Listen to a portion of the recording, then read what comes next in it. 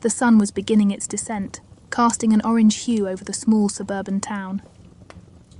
Sam had always loved this time of day, where the world seemed to blur the lines between reality and fantasy. The trees whispered secrets, and the shadows played tricks on the mind. It was a time for imagination. Walking home from school, Sam hummed a tune he had learned in his music class. The weight of his backpack seemed lighter than usual, perhaps because of the excitement of the upcoming weekend. There was a new video game waiting for him at home, and he had plans to marathon it with his best friend, Alex. As he walked past the old bakery, the sweet aroma of fresh pastries wafted through the air. Mrs. Henderson, the elderly owner, waved at him through the window, her wrinkled face breaking into a smile. Sam waved back, feeling the familiar comfort of living in a close-knit community where everyone knew everyone. Turning the corner onto Maple Street, he felt it, a sudden chill, as though he had walked into a cold spot. The hairs on the back of his neck stood up. He felt watched. Shaking off the sensation, he blamed his overactive imagination. But the feeling persisted. Curiosity getting the better of him, Sam turned around. A few meters away, on the opposite side of the street, stood a man, the stranger. He was nondescript, dressed in a plain shirt and jeans, but his gaze was fixed intently on Sam. Their eyes locked for a moment that felt much longer than it probably was. The stranger's expression was unreadable, but there was something about the intensity of his stare that unnerved Sam. Without breaking eye contact, Sam began to walk backward, then turned and quickened his pace. When he dared to look back again, the stranger was still there, maintaining his distance but clearly following. Panic surged through Sam. He thought of running but feared it might provoke the stranger to chase him. Instead, he tried to appear calm, taking a detour that led through a more populated area of the town. As he passed the town square, he spotted Officer Daniels and felt a rush of relief. But when he approached the officer to voice his concerns, he glanced back to find that the stranger had vanished. Officer Daniels, seeing the distress on Sam's face, listened patiently. "It might have just been someone new in town or someone you reminded of their own kid," he suggested kindly, trying to allay Sam's fears. He promised to keep an eye out and advised Sam to head straight home. But as Sam continued on his way, the comfort he had felt moments earlier waned. The encounter with the stranger had sown the seeds of unease. Every rustling leaf or sudden noise made his heart race. The familiar streets of his town now felt long and unpredictable. As he reached his front door, he shot one last glance over his shoulder. There was no sign of the stranger, yet the feeling of being watched, that lingering gaze, remained. Morning's glow filtered through the curtains, casting a golden hue on Sam's room. He groggily reached for his alarm clock, the previous day's events feeling more like a disturbing dream than a reality. He tried to shake off the unsettling memories, telling himself that today would be different. Downstairs, the smell of scrambled eggs and toast wafted through the kitchen. His mum was humming along to a tune on the radio, and his dad was flipping through the morning newspaper. "Morning, champ," his dad greeted without looking up. "Big plans with Alex today?" Sam nodded, shoveling a forkful of eggs into his mouth. "Yeah, we're gonna try and finish that new game." His mum shot him a playful glance. "Just remember to take breaks and maybe even play outside." He grinned. No promises. Sam wanted to tell his parents about the stranger, but the normalcy of the morning made the events of the previous day seem distant and blown out of proportion. Besides, Officer Daniels had seemed unconcerned. Why worry them unnecessarily? As he made his way to school, Sam kept a vigilant eye out for any sign of the stranger.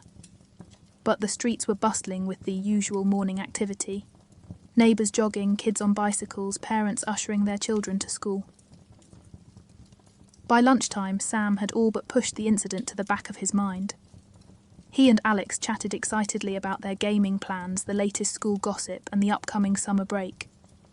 But as the school day drew to a close and Sam began his walk home, the feelings of unease crept back in. The streets, once filled with activity, now felt eerily empty, and every echo of his footsteps seemed to be mirrored by another set, slightly out of sync. He tried to convince himself it was just his imagination, but a quick glance over his shoulder revealed the unsettling truth. The stranger was back, maintaining the same eerie distance as before. Sam's heart raced. The straightforward path home suddenly seemed too predictable, too exposed.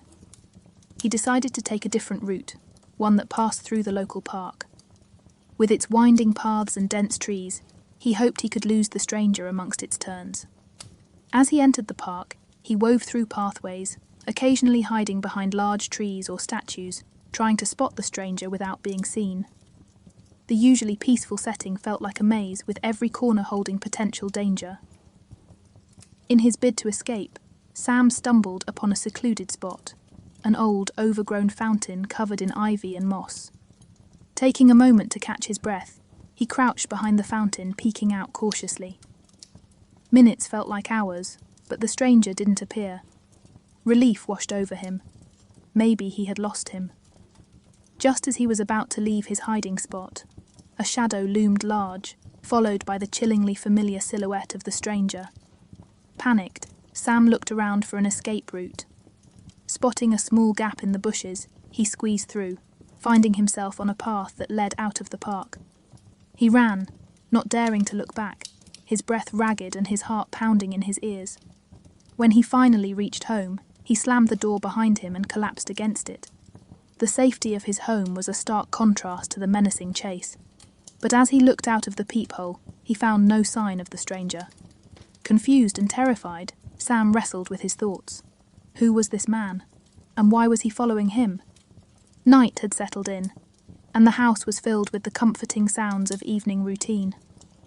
The low murmur of the TV from the living room, the distant clang of dishes as Sam's mom cleaned the kitchen, and the soft hum of the heater were a familiar backdrop. Yet tonight, they did little to quell the storm of emotions roiling inside Sam. In his room, he replayed the day's events. The shadow of the stranger seemed to loom even larger in his mind's eye. The fact that he had shown up again, after Sam had tried to convince himself it was a one-off incident, made it clear that this wasn't mere coincidence. Sam needed someone to talk to, and there was only one person he truly trusted with his fears: Alex. He grabbed his phone and dialed Alex's number. After a couple of rings, his friend's voice came through. "Hey Sam, ready for our gaming marathon tomorrow?" "Hey Alex." Sam hesitated. "I need to talk to you about something." The tone of Sam's voice caught Alex's attention. "What's up, man?" Sam recounted the events of the past 2 days, from the first sighting of the stranger to the chase in the park. He explained the growing sense of paranoia, the feeling of being watched and the echoing footsteps that always seemed to be just behind him. There was silence on the other end for a moment. "That's creepy," Alex finally admitted. "But are you sure you're not just overthinking things? I mean, maybe he's just someone new in town or lost." Sam sighed. "I thought so too, but it's the way he looks at me, like he's searching for something. And he's always there, Alex, always." Alex paused again, weighing his words. "Okay, say he is following you. What could he want? Have you, I don't know, seen anything weird or come across something he might be after?" Sam racked his brain. Nothing unusual had happened lately, and he certainly hadn't stumbled upon any mysterious objects or secrets. "No," he replied dejectedly. "Nothing." "Look," Alex offered, "why don't we hang out together after school tomorrow? That way, if he shows up again, there'll be 2 of us. Maybe we can confront him together." Sam felt a small weight lift. "Thanks, Alex. That means a lot." They chatted a bit more, discussing their plans for the weekend before hanging up. The talk had helped, but as Sam lay in bed, the unsettling feeling returned. Every creak of the house, every rustling of leaves outside, made him jump. As sleep finally began to claim him, one thought persisted. Who was the stranger? And what did he want with Sam? The morning sun shone brightly, giving the world a cheerfulness that contrasted starkly with the unease that had settled in Sam's heart. As he walked to school, the usual sights and sounds of the neighborhood greeted him: Mrs. Miller watering her flowers, Mr. Thompson walking his overly enthusiastic Dalmatian, and kids from the neighbourhood laughing and rushing towards the school. Today, however, Sam wasn't alone on his journey. Alex, true to his word, met him halfway. The sight of his friend, backpack slung over one shoulder and a determined expression on his face, brought a small smile to Sam's lips. "Morning, Detective," Alex greeted, raising an eyebrow dramatically. Sam chuckled. "Morning. Ready for a day of espionage?" "As ready as I'll ever be."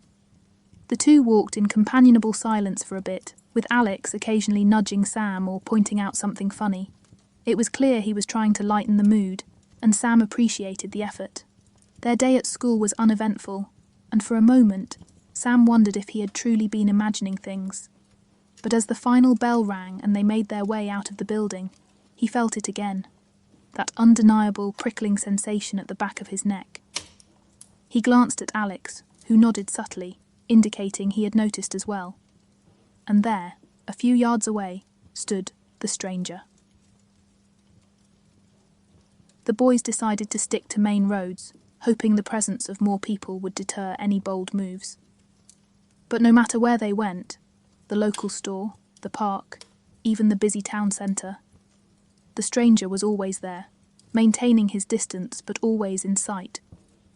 Deciding they had to act, Alex whispered a plan to Sam. They would split up at the next corner, running in opposite directions.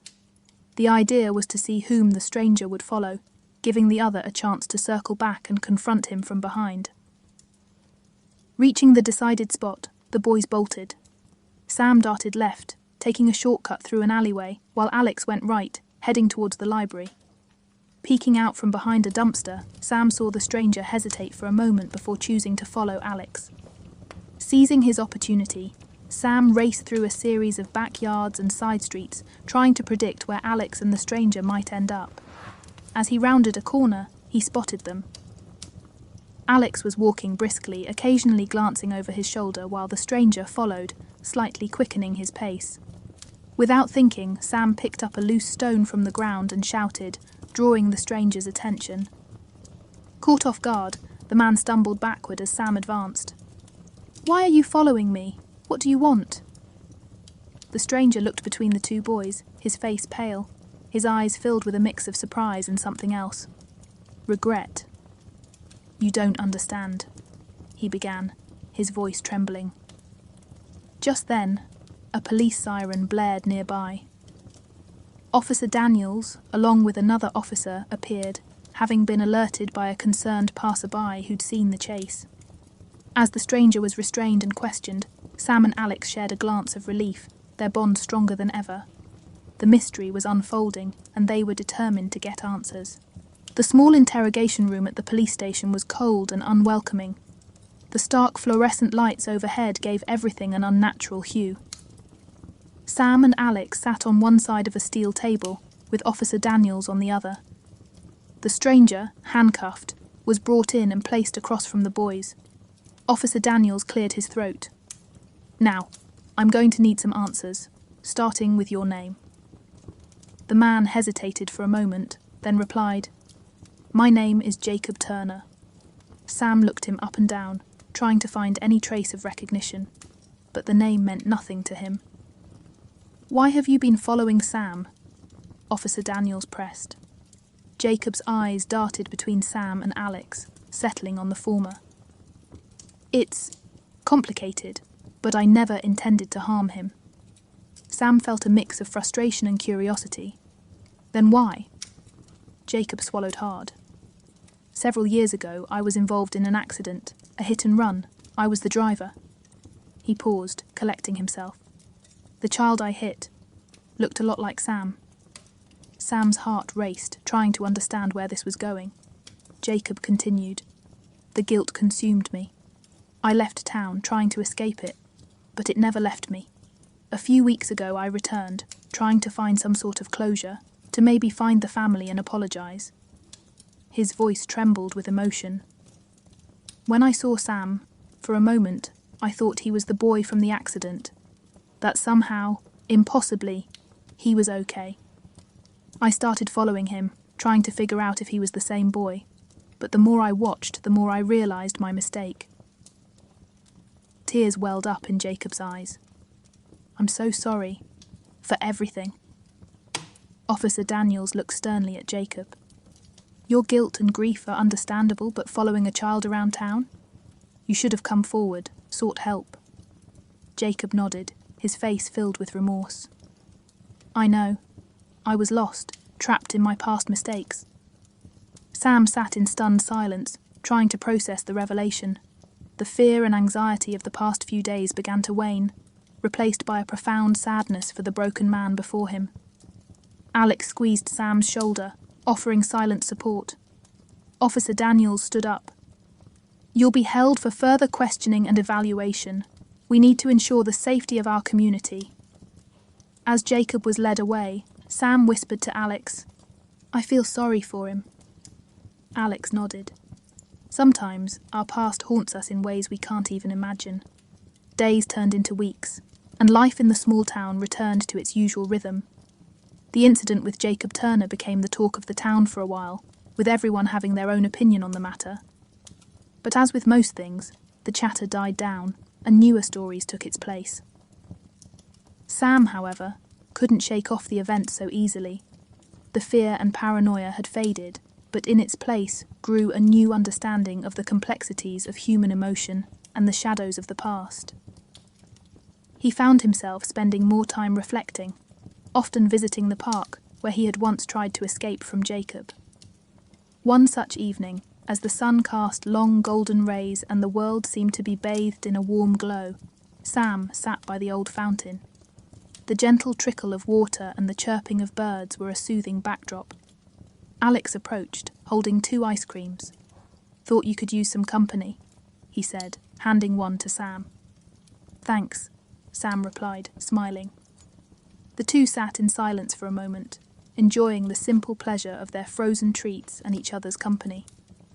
You know, Alex began, it's strange how sometimes life throws these curveballs at us, makes us see things differently. Sam nodded. Yeah. I've been thinking about Jacob a lot, how trapped he must have felt in his own guilt. It's sad. Alex looked thoughtful. It is. But it also reminds us that everyone has their own battles, their own stories. We never really know what someone is going through. Sam sighed. True. It makes me want to be more understanding, more compassionate. Alex smiled, nudging Sam playfully.